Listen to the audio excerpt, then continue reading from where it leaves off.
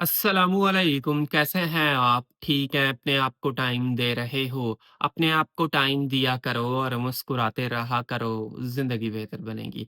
ये मेरा second channel है, इसको भी सब्सक्राइब करना है। इस पे भी थोड़ी-थोड़ी वीडियोज़ मैं अपलोड करता रहूँगा। काफ़ी दफ़ा ऐसा होता है कि आपको पता होता है कि सामने वाला जो इंसान है वो मेरे लिए ठीक नहीं है, वो अच्छा नहीं है। उसकी चीटिंग, उसका धोखा, उसकी सारी चीज़ें, उसका फ्रॉड हर चीज़ आपको मालूम होती है लेकिन फिर भी आप उसको छोड़ नहीं पाते। इस चीज़ को समझना है आपने कि एक चीज़ मालूम है आपको और बड़े केसेज़ ऐसे हैं। मेरे पास ऑलमोस्ट 70-80% केसेज़ ऐसे आ रहे हैं कि जहाँ पे सामने वाला इंसान फ्रॉड कर रहा है और आपको क्लियर पता है, फिर भी आप उससे पीछे नहीं हट पा रहे होते। डिफरेंट इस चीज़ के रीज़न्स हैं जो मैं आपको समझाऊँगा और आसान उर्दू के अंदर, ठीक है? पहली चीज़, साइकोलॉजी कहती है इंसान सबसे ज़्यादा सफ़र इमेजिनेशन में करता है। कोई सी चीज़ को इमेजिन करके करता है, रियलिटी में उतना वो सफ़र करे ना करे लेकिन वो करता असल जो सफ़र है वो इमेजिनेशन में है। आप इस वक़्त क्या कर रहे हो? इमेजिन कर रहे हो। क्या इमेजिन कर रहे हो? कि यार वो बंदा मेरी ज़िंदगी से चला गया, तो मैं तो जी नहीं पाऊँगा, मैं तो रह ही नहीं पाऊँगा, मुझे तो सुकून ही नहीं आना, मुझे तो क्रेविंग हो रही है। अब वो चीज़ आपके इस वक़्त के इमोशंस के बिहाफ़ पे है। इस वक़्त आपके इमोशंस जैसे काम कर रहे हैं, वैसे आपको फ़ील हो रहा है शायद वो इमोशंस एग्ज़ैक्टली लाइफ़ टाइम वैसे ही चलेंगे। लेकिन रियलिटी ऐसी नहीं है। वो आप अभी फ़ील कर रहे हो, लाज़मी नहीं वो चीज़ आप अगले 5 साल भी फ़ील ही करते रहो। आपने बड़ा कुछ ऐसा देखा होगा बचपन में जो चीज़ें बंदा फ़ील करता था ये, वो चेंज हो गया अभी। हम वैसा फ़ील नहीं करते, इमोशंस चेंज हो गए, फीलिंग्स चेंज हो गई हैं। तो क्या आपकी फीलिंग्स उस इंसान के लिए सेम रहेंगी? नहीं रहेंगी। यही चक्कर है आपकी इमेजिनेशन का जो आपको क्या कर रही है, सफ़र करवा रही है। जिसकी वजह से आप उस इंसान से पीछे नहीं हट पा रहे। तो इस चीज़ को आपने पहले डिफरेंशिएट करना है कि इमेजिनेशन के अंदर सफ़र कर रहे हो या रियलिटी है। तो ज़्यादातर चांसेस होंगे इमेजिनेशन में सफ़र कर रहे हो सोच-सोच के। फ़ियर, डर, खौफ कि यार ऐसा ना हो जाए, यार वैसा ना हो जाए। इस खौफ ने आपको तोड़ दिया है और इस खौफ को फेस करो, कुछ नहीं होने वाला। सेकंड चीज़, आप जब किसी इंसान से पीछे हटते हो, मिसाल के तौर पर आपने ट्राई किया होगा इस कंडीशन के अंदर, तो आप क्या करते हो?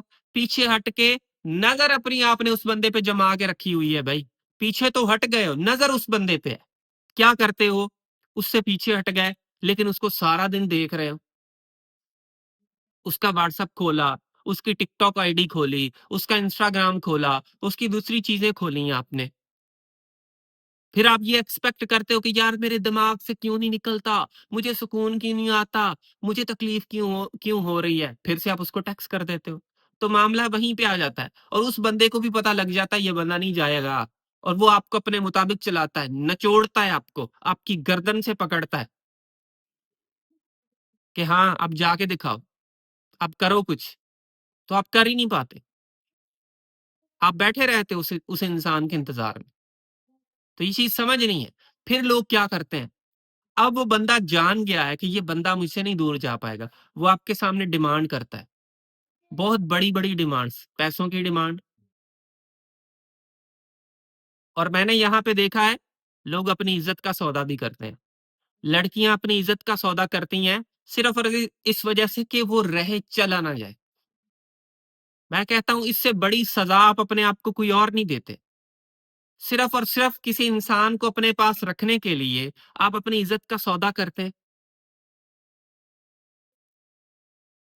आप सोचो ज़रा, जो सबसे ज़्यादा कीमती चीज़ है, वो आप किसी को सौंप देते हो और फिर आप ये एक्सपेक्ट करते हो कि यार वो नहीं जाएगा। फिर आप ये एक्सपेक्ट करते हो कि मैं इस चीज़ से निकल भी जाऊँगा। ये गलतियाँ करते रहोगे, कभी भी नहीं निकलोगे, जो मैं अभी आपको बता रहा हूँ। थोड़ा मजबूत होना पड़ेगा, पीछे हटे हो तो उसको देखना छोड़ें और उसको रखने के लिए कोई ऐसी एफर्ट ना करें कि यार वो रहे, मैं ये कर दूँ, मैं वो कर दूँ, मैं वो कर दूँ। हाँ, आप इनकार करोगे, 5 दिन नाराज़ होगा, 6 दिन होगा, 10 दिन होगा, 12 दिन होगा, फिर वापस आएगा। और अगर आप उसकी नाराज़गी से डरते हो कि यार 5 दिन पता नहीं कैसे गुज़रेंगे और आप अपनी इज़्ज़त सौंप देते हो, पैसा दे देते हो, किसी चीज़ का लिहाज़ नहीं करते, वो बंदा आपको खा जाता है अंदर से फिर। तो इन चीज़ों को अंडरस्टैंड करने की कोशिश करो। फिर आप ये इस इंतज़ार में बैठे हो कि जी, मुझे उम्मीद है, वो चेंज हो जाएगा। वो उम्मीद है, मैं इस उम्मीद पे बैठा हूँ, मैं इस उम्मीद पे बैठी हूँ कि वो चेंज हो जाएगा। होपिंग टू चेंज, जो कि एक बंदा इस वक़्त ठीक नहीं है, हाउ यू एक्सपेक्ट कि वो चेंज हो जाएगा आगे जाके? ये पॉसिबिलिटी नहीं है। और ये अगेन हम अपने आप को बहुत बड़ी सज़ा देते हैं। जो इस वक़्त ठीक नहीं है, आगे भी ठीक नहीं है भाई। पैटर्न्स को देखो, आप पैटर्न्स को नहीं देखते। आप कहते हो नहीं बस होगा। भाई कैसे होगा? हाउ? सोचो ज़रा। यही तो हम अपने आप को सज़ा देते हैं। फिर ये कहते हैं हम निकल नहीं पाते। निकलने के लिए पीछे हटोगे, फिर अपने आप को आपने ऐसी चीज़ों में लाना है, जो चीज़ें आपकी हॉबीज़ हैं। गेम खेली, टेनिस, क्रिकेट खेलो, बैडमिंटन खेलो, स्विमिंग करो और डिफरेंट चीज़ें जो आपको अच्छी लगती हैं, वो करें। इससे क्या होगा? आपका माइंडसेट चेंज होगा और आपको उन चीज़ों में मज़ा आना शुरू हो जाएगा। लेकिन किसी से पीछे हट के सोए हुए सारा दिन ब्लैंकेट में एसी 16 पे चला के, तो भाई कहाँ से चीज़ें ठीक होंगी? नहीं होने वाली। फिर आप पहाड़ों में घूमने जाओ, वो भी आपको गमगीन सिनेरियो पेश करेंगे क्योंकि आपका दिमाग गमगीन है। अच्छा मौसम होगा, वो भी आपको तकलीफ देगा। जब आप अंदर से खुश हैं, तो गर्मी में भी खुश होते हो, सहरा में भी खुश होते हो। फिर जगहों पे, प्लेसेस का कोई असर नहीं होता आपके दिमाग पर। जब आप अंदर से खुश नहीं हो, चाहे जितनी मर्ज़ी अच्छी जगह हैं, अच्छी चीज़ें हैं, लेकिन आप सुकून में नहीं जाओगे। दिस इज़ रियलिटी और इस बात को अंडरस्टैंड करना है। और आप उस इंसान का मेबी बन गए हो। वो मेबी मुझे रख ले, वो मेबी मेरे साथ ठीक हो जाए, वो मेबी ये, मेबी बन के रह गए हो। क्यों भाई? क्यों? क्यों भाई? इतने गिरे हुए हो? हाँ?